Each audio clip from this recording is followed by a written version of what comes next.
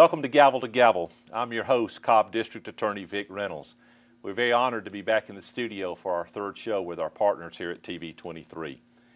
Gavel is a show about the criminal justice system in Cobb. Our goal is to educate and inform our citizens about a system that remains a mystery to a lot of folks. As you will recall, our first show centered around the different types of court within the Cobb criminal justice system.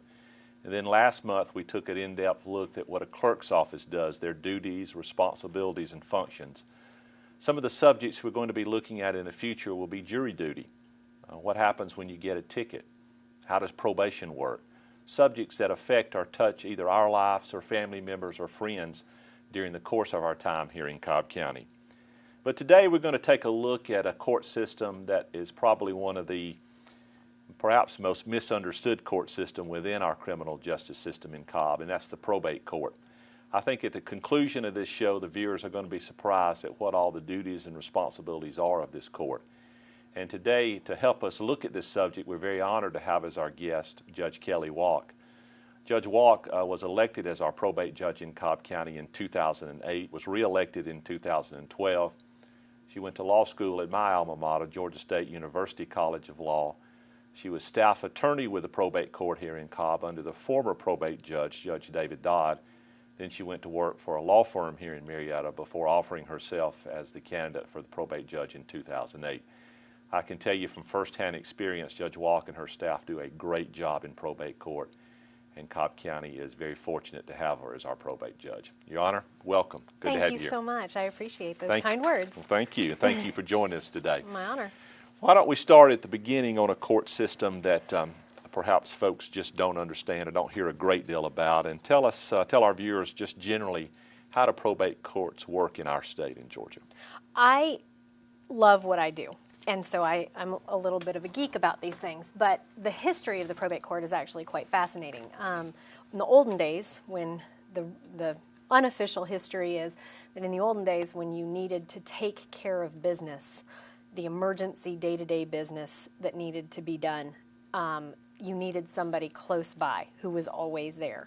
And as you may get into with some of your other guests, Superior Court judges rode circuits, so they would be gone for months at a time attending to business in other counties.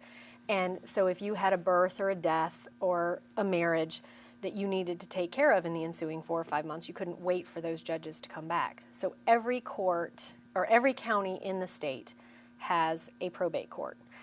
Every county only has one elected probate judge, where you may have 5, 10, 12 elected superior and or state courts and things like that. You've only got one elected probate judge per county, but every county has one, where some of the more rural counties may be in a combined circuit where they share a judge or two. Probate courts, where there is a state court, have no criminal jurisdiction. The only jurisdiction in the criminal arena that some of those courts have is some of the traffic that some of the more rural counties have. Here in Cobb, we have a state court, so we have no criminal jurisdiction in our court. It is purely civil matters, and those are the things that we handle. I noticed, back in my days of practicing law, it was always surprising to me to go, particularly to a smaller county, perhaps representing a client who had a traffic offense, even a DUI on occasion, and realize that unlike here, I wasn't in state court, I was in probate court. Yes, and people get confused by that. Mm-hmm. It's rare anymore, but we do still have folks who show up in the probate court to deal with traffic because they've had it in their home county, and that's where you go to deal with that. We don't handle that. In some of the more rural counties, the probate judges and the probate courts will handle things like elections, all of the vital records, in addition to traffic, and all of the things that what are called the traditional jurisdiction courts that handle just probate matters handle. So they have to know a lot about a lot of things. They don't handle the volume of some of the things that we handle in some of the more metro counties, but they certainly have a wider variety of things to know a lot about. Well, it sounds as if at least the original goal, and probably still applicable in our smaller counties, is that this court, the probate court, is literally, for the sake of a better phrase, a practical court, that where people need to take care of business, everyday functions that affect their life, that was the court to be. In the truest sense of the word, we are the people's court, not to steal from a... Sure. But we are the people's court because of all of the courts that you may never get charged with a crime, hopefully. You may never get divorced. You may never, do something that you may never speed. But somebody in your family will pass away. Somebody in your family will be born. They will die. They will likely get married. All of those things float through our court. And so we see people on some of their very, very best days, and we see people on some of their very, very worst days. But we see pretty much everybody, if they stay in the county, at one end of life or the other, they will come through a probate court usually. Well, Judge, we've talked a little bit, particularly on our first show a couple of months ago. We gave a cursory review of each court system, and we talked a little bit about Superior Court and State Court. And obviously, when we think about those courts, we think about the practical, everyday subjects of court, suing somebody or having a criminal case. Tell us, if you would, a little bit of the difference between, in your opinion, what you see from probate court as compared to those two courts, State and Superior Court. The biggest, most striking difference is if you are fighting about something, you don't come to us, typically. If I'm saying you took something from me, the probate court does not, except in extremely limited circumstances dealing with estates, ever have jurisdiction to deal with or to decide what's called contested claims to property. So if you say it's your car and I say it's my car, the probate court is never going to decide that difference. State courts and superior courts decide that all the time. This is mine, that's yours. This is mine, that's yours. We do different things. We do, and we never really get into that. But what we do, the state and superior courts really can't get into either. We have exclusive jurisdiction of the things that we have, and they have jurisdiction over things that we are excluded from because we are what's called a court of limited jurisdiction. So we only get what we're given from the legislature to decide, and that is specifically not something that we have to decide. Some of the things that we can decide, some of the things that we do frequently, and what we're sort of most known for is not probation, even though probably 50% of the calls that come into our office are trying to check in with a probation officer. We do not do probation. It is a confusing name, I understand. But we deal essentially most commonly with estates where we're passing property from a decedent to the next typically generation or to surviving spouses. And that can be done through a number of different vehicles, whether the person has a will or not, and those types of situations. How it gets transferred is typically something that we encourage people. If you're not sure of how to do it, you probably want to go talk to an attorney who can advise you because, as the saying goes, every cloud has a silver lining, and every silver lining has a cloud. So as clear-cut as something may be, there may be drawbacks to how you decide to transfer property. There may be advantages that work for your circumstances that outweigh those potential drawbacks. So we strongly encourage people, if you're not sure of which one fits for your circumstance, that you talk to an attorney. I would presume, like most courts, you all are not in a position ethically or allowed to give legal advice to individuals, are you, Judge? We are not, and none of my clerks are lawyers. I do have 2 law clerks who will try and assist people with the procedures within the court, but they can't be anybody's lawyer because then we all have to work together to decide the case, and so they can't represent anyone who's going to appear before our case. And sort of the test is what the layman's test of what we try to do, and this isn't perfect. If the answer involves the clerk saying, what I need from you in order to process this is, so if it's I need this documentation, or I need this person's signature, or I need this person to appear. What I need from you is a procedure court requirement. If the answer is what you need to do, or the right thing or the right procedure for you to follow, that's legal advice. Because if we tell you who the heirs of an estate are, and we don't ask exactly the right questions. We may not know that one of the heirs is a minor. We may not know that one of the heirs has special needs and receives benefits, that they would then, not be able to participate in the proceedings the same way that other people might. There are a number of things that the clerks wouldn't be able to get that information, and an attorney would know those questions to ask, and the difference in those answers could be massively impactful to the parties. I would imagine, at least from what I hear, is that doing or handling an estate correctly on the front end as it comes to your court could affect things even to the extent of the taxes you may pay on property or items of that nature, who gets what, how much they get, things of that nature. Absolutely.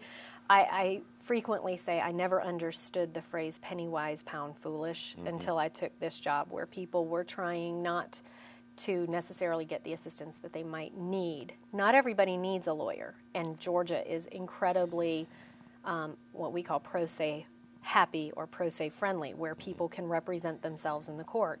And all of our forms for the probate court are available on a website called gaprobate.org. So if you go to that website, all of those forms are available. They're fill in the blank. They're intended to be as accessible and helpful as possible. But when you get into a situation where you're not getting the right advice on the front end, you can create a situation where you're paying 10 times more to fix deeds, to fix elections, to fix decisions that you made, not understanding the impact, to do things that you just never got around to doing. We have folks who come in now who have a sale scheduled for Friday, and we need to hurry around so that they can close on some property because they didn't realize mom's name was still on the deed and she died 5 years ago or 25 years ago. We've had wills from the 20s be probated in the 2000s because somebody finally came forward, and after all these years they realized for one reason or another they need to probate that will. Well, we're going to take a short break, but when we get back, let's think about some of those circumstances you talked about a moment ago that may very well affect an individual, and whether or not they need to speak to counsel on the front end to get some items worked out before it ever comes to your court. Thank you for watching. Stay tuned. We'll be right back after this break on Gavel to Gavel with Judge Kelli Wolk. Thank you.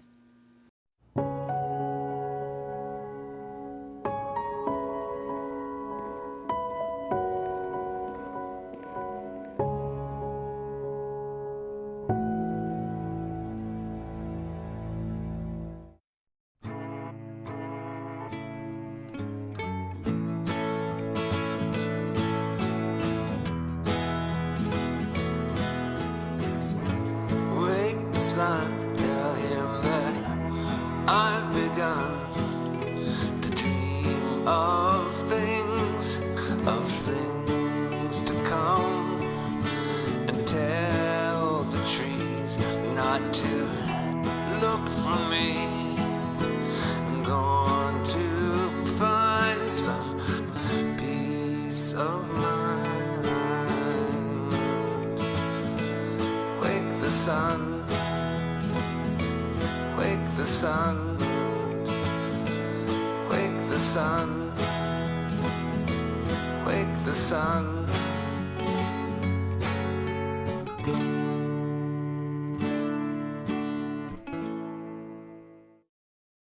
Welcome back to Gavel. I'm your host, Cobb District Attorney Vic Reynolds, and we're very honored to have as our guest today our Cobb County Probate Judge, Judge Kelli Wolk. Now, Judge, before we took the break, we were talking a little bit about the situation where people come to you. Sometimes they have a will, sometimes they don't, and you told us there's circumstances that affect each one of those individual cases. Let's talk a little bit about, in general, what you're talking about. Are you talking about subjects as broad as whether or not they have a will or kids or things of that nature? Exactly. Whether or not someone has a will is obviously a threshold question typically for us.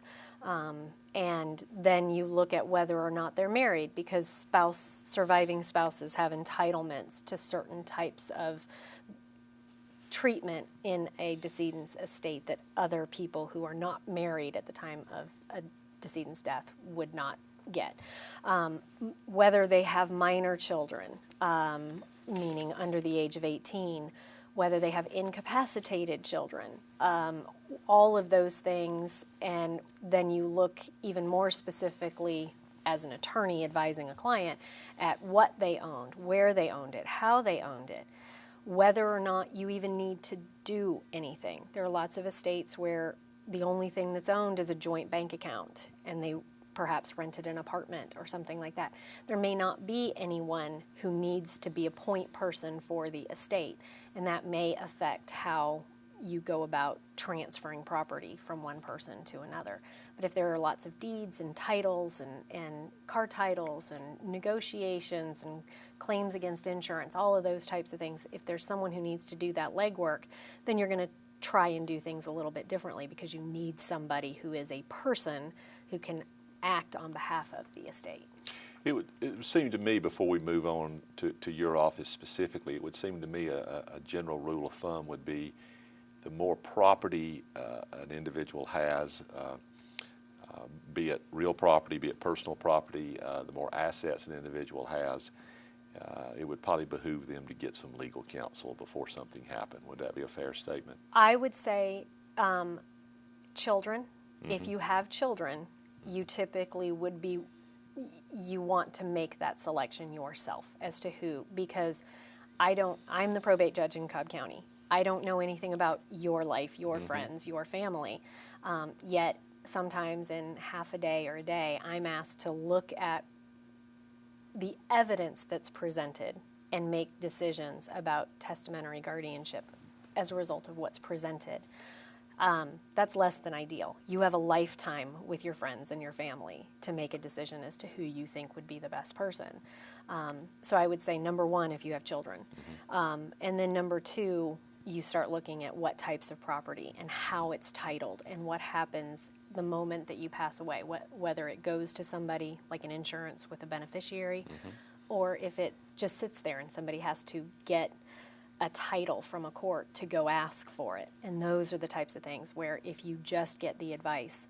I've frequently said not everybody needs a will, which I know is not usually the advice that a probate judge, but everybody needs a plan. And if you can't answer the question, what's going to happen 2 weeks after you pass away, then you don't have a plan.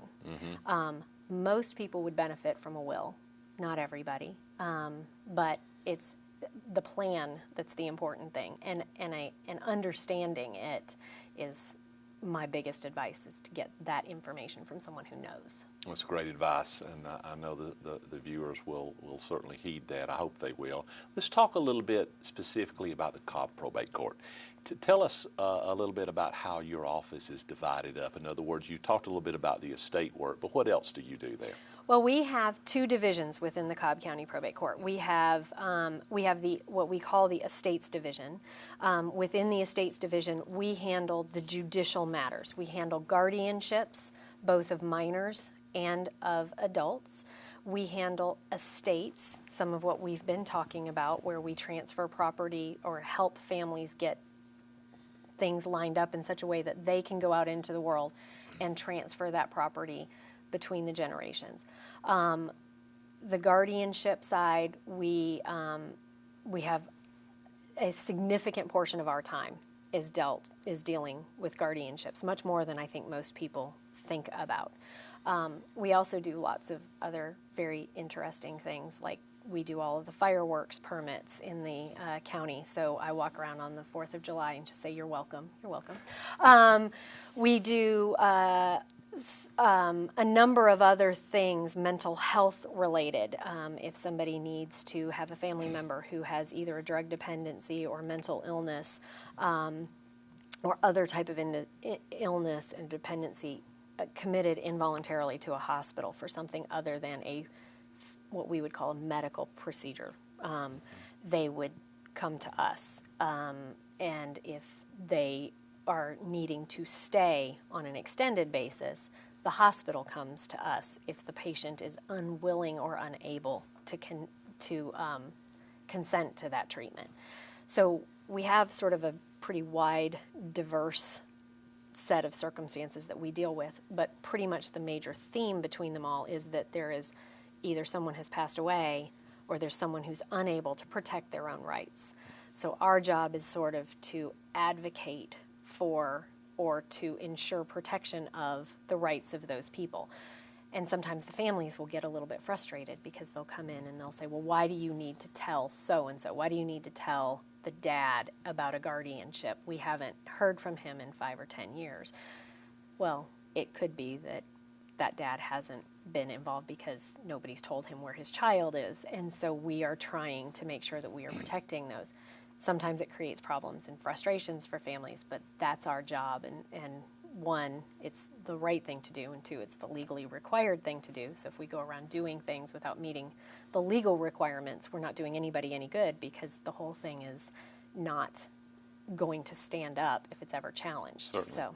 So the other side of our office is the license division, which is where folks tend to visit us on a more regular basis. That's where we issue marriage licenses and firearms. And yes, they are issued out of the same window. And if I could collect $1 for each time that joke's made, I could double my salary. But it is that side is more administrative, and we also deal with certificates of residency. So some families who are trying to get in-state tuition for students, and certain liquor licenses and things like that require certain types of certificates of residency, and we issue a lot of those out of that office. That's interesting. Your office does run the gamut, does it? And we do all, I could sit here and just list all day. We remove obstructions. You can register your cattle brand with us. You can get your junk dealer license. Yeah, and we actually have had a cattle brand registered when I was working with the court, so it does still happen. Well, you perhaps the title of People's Court should be correctly more by your court. Let me go back just a moment, flesh out a little bit about what you told us about the guardianship. Would that literally run the age factor to where a parent could get a child perhaps committed involuntarily if, let's say, for example, there was a drug issue, and would that run up to a circumstance where perhaps an elderly parent who we don't believe could take care of his or herself, would your court cover both those instances on guardianship issues? Sort of, yes and no. We do guardianships of minors, and we typically do those in two situations. One is a temporary guardianship, and we see these frequently where a parent is relocating for work, joining the military, less appealing circumstances, going to prison for long periods of time, and somebody needs to take care of their child. They will, by consent, create a temporary guardianship in a family member or a friend. It's temporary in that it can be revoked at any time. It's not temporary as in terms of being limited by time. The other extreme on the guardianships of minors that we see are permanent guardianships, where there is nobody. Somebody is orphaned by both parents, and nobody did a will or nobody nominated a guardian. The folks who are taking care of that child can come in and petition for a permanent guardianship in our court that is in effect until the child reaches the age of 18. It's sort of the no take back kind of, because there's no one to consent, and so we have our procedures. When you cross the threshold of the 18th birthday, it is an entirely different kind of a guardianship. Lots of times people will say things like, well, my mom gave me guardianship, which is a good planning tool, except that you can't give anyone guardianship. By definition, a guardianship is a court-rendered decision. A power of attorney is where I give you authority to help me with my business, either medical or financial. If we talk about selling my house, you contract with a real estate agent and put a sign in the front yard as my power of attorney, that's fine. You have authority to do that. But if I come home and decide I don't want to do that anymore, I have the authority to pull the sign out of the yard and change my mind, because under a power of attorney, my vote always trumps. In a guardianship of an adult, on the other hand, it is a court proceeding where there is a petition, there's notice. I, as the subject matter of a guardianship, would be appointed an attorney People hear about court-appointed attorneys in criminal cases a lot. We appoint an attorney in all of our guardianship cases unless I go out and hire my own. And then we have them evaluated by an independent doctor. And then there is always a hearing, and that person has the right to present a defense to a guardianship proceeding. So his or her lawyer would have that responsibility. Absolutely. Okay. And to advocate for them, not necessarily to report to the court what the attorney thinks is the best decision, but to advocate whatever position it is that the client would like. And so the difference between a power of attorney is where I give you the authority to help me, but I retain the right to make my own decisions, and I can fire you at any time.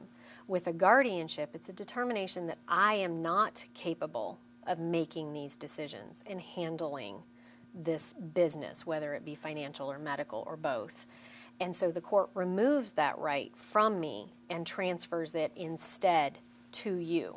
So if I were to come home and not like the sale sign being in my yard, I would no longer have the authority to make that decision on a legal matter, because that right would have been removed from me as opposed to being shared with somebody else. That's interesting. We're close to wrapping this up, and I appreciate you being with me. I've got to ask you, tell us how many marriage license or gun license you all issued in 2013. Do you have those numbers available? I don't have the marriage license numbers. They are significant, and we don't keep numbers of firearms that we issue. There's no database of that.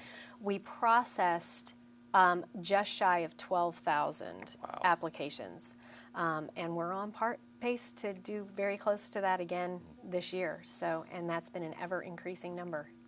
Well, it's a busy court. Judge, thank you again so much for joining us. Again, I will tell you unabashedly in my office's dealings with your staff, both as district attorney of this county and back in private practice, you do a great job, and we're very blessed in this county to have you there. So thank you so much. It's my pleasure. Thank you. And all the viewers, thank you so much for joining us on this third episode of Gavel to Gavel. We'll be joining you in the future on subjects we talked about earlier. Again, thanks to Judge Wolk. Thank you for joining us.